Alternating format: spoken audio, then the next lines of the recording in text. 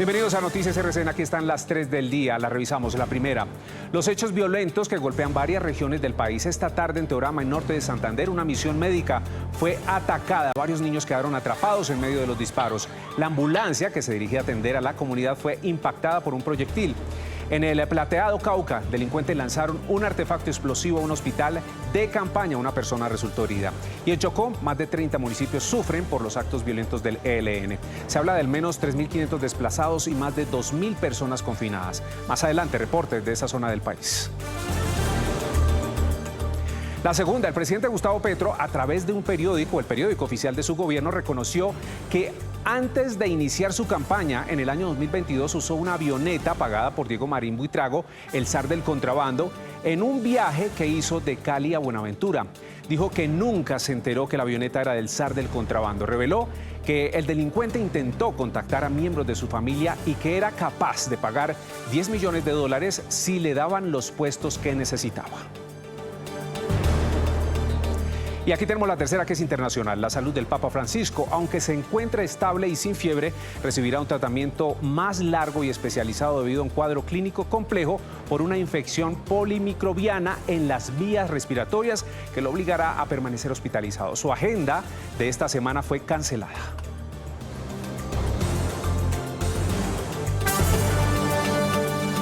Nuestros presentadores ya están listos. Estamos en todas las regiones. Esto es Noticias RCN. En conclusión.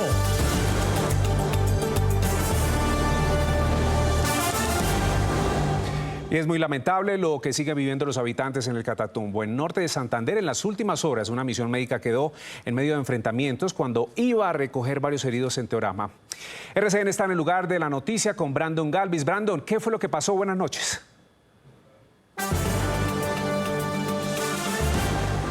César, buenas noches. Así es, pues vean, ni las misiones médicas se salvan de las confrontaciones que libran el ELN y las disidencias de las FARC en la zona del Catatumbo. Un paramédico grabó los momentos de pánico en el que se evidencian las ráfagas de fusil, cómo estremecen precisamente en la vereda Piedras de Moler, esto en zona rural del municipio de Teorama. Pues vean, aunque ellos lograron salir ilesos en medio de esta situación, una de las ambulancias en las que se transportaban y buscaban evacuar a algunos heridos resultó impactada. La vereda Piedras de Moler, a buscar unos heridos que estaban acá en un enfrentamiento, pero no nos dejaron avanzar. Una de las ambulancias se encuentra impactada y estamos acá detenidos, no podemos avanzar más. Entonces necesitamos que se apersonen los entes gubernamentales lo correspondiente para ver cómo hacemos para terminar de hacer nuestra labor.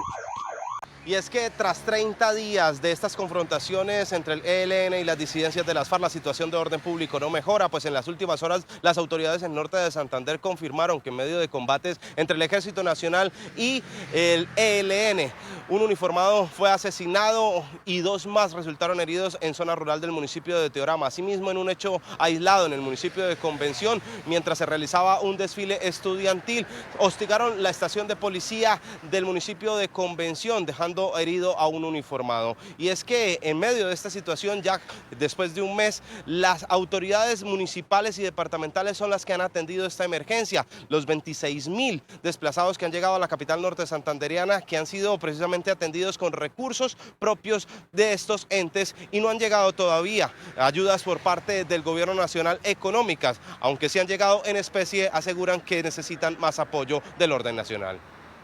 Vale la pena resaltar que las ayudas del gobierno nacional han sido en especie, no hemos recibido un solo peso por parte del gobierno nacional. El municipio de Cúcuta no ha manejado recursos del gobierno nacional en el momento en que el gobierno nacional ingrese. De hecho, hemos sostenido algunas u otras reuniones, pero no se ha concretado nada de qué manera ingresaría el gobierno nacional a hacer los aportes.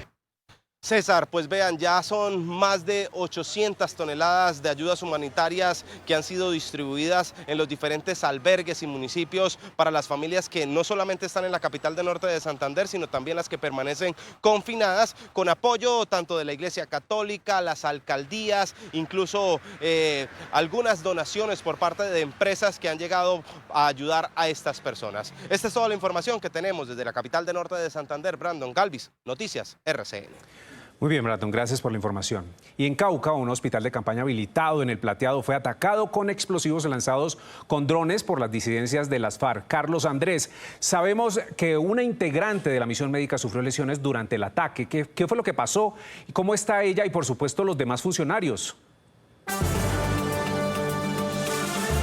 César, televidentes, buenas noches. Hace algunos minutos llegó aquí a Popayán la funcionaria de la empresa social del Estado Suroccidente que resultó lesionada durante este ataque. Recibe en estos momentos atención en el Hospital Universitario San José de Popayán. Los otros 8 integrantes de la misión médica que resultaron con aturdimiento fueron valorados en el hospital local de Argelia.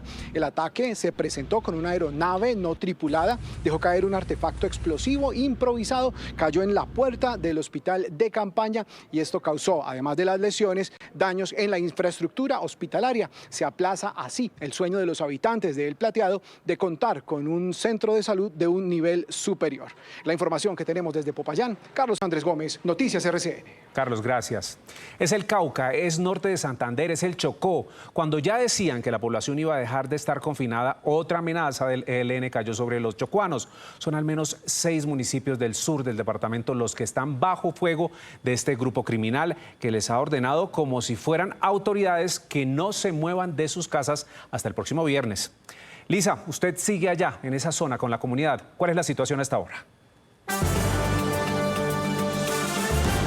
César, buenas noches. Pues la comunidad ha asegurado que va a suspender sus labores y que incluso no enviarían a sus hijos a estudiar. Desde muy temprano algunas personas decidieron llegar hasta el puerto de Ismina precisamente a abastecerse, a llevar alimentos y elementos de primera necesidad. El general William Caicedo, comandante de la brigada número 15 del Ejército, aseguró que seguirán haciendo presencia en los municipios que están siendo afectados por la violencia o enfrentamientos entre grupos armados ilegales.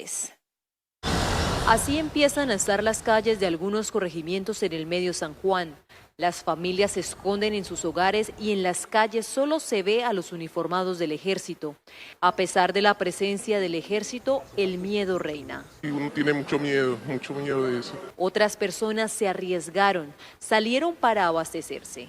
Pues uno sube a comprar su mercadito, a uno utilizarlo, pero durante los días que uno tiene que moverse para comprar su cosita. Sí, a todo el mundo nos duele, pero ¿qué vamos a hacer? Son cosas de Dios, el destino es así. Chocó vive en una constante crisis humanitaria. Sin embargo, las amenazas que no dan respiro a la población podrían agravar aún más la situación. No hará sino fortalecer dolorosamente el confinamiento de todas estas comunidades del medio, sobre todo el Medio San Juan. Al temor por las restricciones a la movilidad, es acompañado por las minas que se encuentran a metros de las viviendas en zonas rurales. El ejército mantiene su presencia en algunos corregimientos. Garantizar los derechos humanos a todo nuestro pueblo chocuano que se encuentra afectado por todas las confrontaciones. A pesar de esto, la población no se siente segura en su propia tierra. Por su parte, la iglesia ha confirmado que algunas personas que estaban desplazadas han ido retornando a sus comunidades. Esta es toda la información desde Chocó. Lisa Díaz Rincón y en la cámara, Eude Ceballos, Noticias RCN. Gracias, Lisa. Y vamos a ver una radiografía que de verdad duele mucho en el país. La Defensoría del Pueblo ha entregado en medio de este panorama un informe inquietante. De 1.104 municipios, 809 están en riesgo por la presencia de grupos criminales en diferentes regiones. Esto quiere decir que el 73% de los territorios predomina la presencia de grupos armados. Tan solo en lo corrido de este año, es decir, en mes y medio, se tiene registro de 5.452 personas desplazadas y 11.896 confinadas. El informe dice que son al menos 11 focos de emergencia humanitaria que impactan de manera desproporcionada a comunidades indígenas y campesinas. Ahí cuando más nos necesitan. Seguiremos recorriendo el departamento de Arauca. Mucha gente dejó sus tierras. Aquí hay panadería que debería estar abierta, pero pues claramente está cerrada. También la fotocopiadora. Estamos acompañando a las familias del Catatumbo. Sufre los broncos y estamos en el piso. Ahí, en las horas más críticas. La sangre de Cristo nos protegió en todo el camino. Pero vamos a ver qué logran ellos sacar en medio de esta confrontación. Del municipio de Ocaña, norte de Santander. Quedaron fue los grupos armados. Eso sobra. Ahí, en las regiones que la están pasando mal por cuenta de los violentos. Allá dejamos todo con el miedo. Vea como todas las canoas no tienen pasajeros. La realidad que está pasando acá en el Catatumbo. Ahí donde está la gente, estamos con Noticias RCN. Y avanzamos con otras noticias de esta jornada. Esta noche, a través de un comunicado, el Ministerio de Salud dijo que acatará el fallo de la Corte Constitucional, es decir, pagará las deudas de los presupuestos máximos. Para esto tendrá un plazo de 18 días y hará el ajuste de la UPC, que es lo que se paga al sistema de salud por cada usuario. Esto deberá solucionarlo a más tardar el miércoles.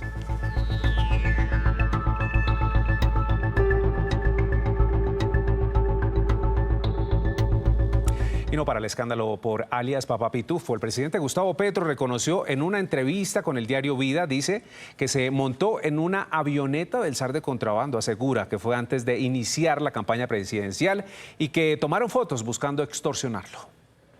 Más de 3 años después, el presidente Petro confirmó que se subió a una avioneta pagada por Diego Marín, alias Papá Pitufo, durante la precampaña electoral del 2022. Yo nunca supe que esa avioneta era de él, pero ahora sabemos que sí. Y que uno de nuestros propios acompañantes, éramos muy pocos en una avioneta pequeña, había sacado fotos de nosotros subiendo a la avioneta y en el interior, para entregárselas a alias Pitufo, para que tuviera una forma de extorsionarnos. Petro reveló que otros miembros de su familia fueron contactados. Él intentó buscar a mi esposa a través de un señor Valencia, diciendo que iban a hacer obras de la Iglesia Católica. Ella se dio cuenta que eso era más bien una trampa y nunca cayó.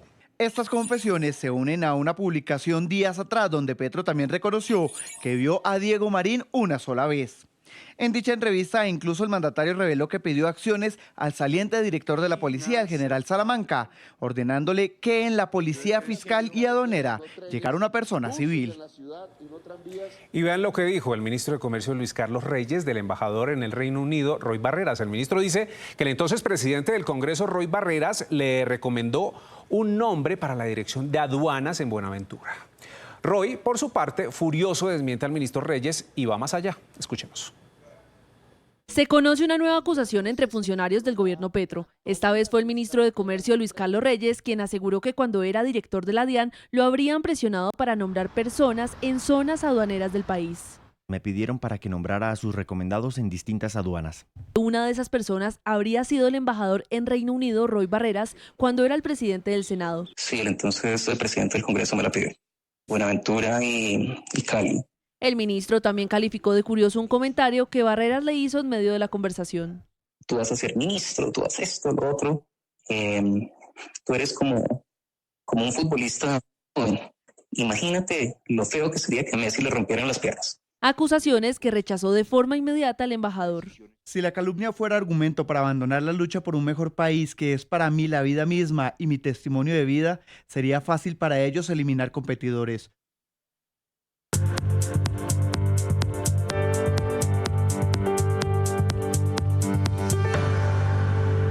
En conclusión, estos son los hechos que fueron noticia hoy en el mundo. Comenzamos en Bolivia. Una tragedia en carretera deja al menos 30 muertos. Un bus de pasajeros cayó por un barranco de 800 metros de profundidad en la localidad de Yocaya, en el sur del país. El exceso de velocidad sería la causa del accidente. El clima extremo está afectando a varias partes del mundo. Un nuevo sistema de tormentas amenaza con traer nevadas intensas a Estados Unidos. Las inundaciones en Kentucky dejan al menos 13 muertos. En Ecuador, las intensas lluvias que azotaron a Manabí provocaron un deslizamiento de tierra que dejó 4 muertos. Y en el sur de Brasil, una ola de calor golpea varias ciudades. Los termómetros superaron hoy los 40 grados. Y terminamos en Roma porque la hospitalización del Papa Francisco preocupa al mundo católico. Aunque está estable y no tiene fiebre, los médicos han decidido dejarlo más tiempo en la clínica. Los especialistas buscan controlar una infección en el sistema respiratorio. Luza, gracias por toda la información del entretenimiento. Le recibo aquí desde la redacción de Noticias RCN. Trabajamos las 24 horas para llevarles la información y estamos ya laborando por esa misión de las 5:30 de la mañana. Está con nosotros nuestra subjefe de misión de las 5:30. ¿En qué estamos trabajando, María Teresa? En la difícil situación de orden público que se sigue registrando en las diferentes regiones del país. A primera hora vamos a tener informes desde Chocó y desde el Catatumbo con nuestros enviados especiales. Y también la mesa ancha con el análisis de todos los días. Claro que sí, a primera hora. De esta manera finalizamos esta misión de noticias. Gracias por habernos acompañado. Feliz noche.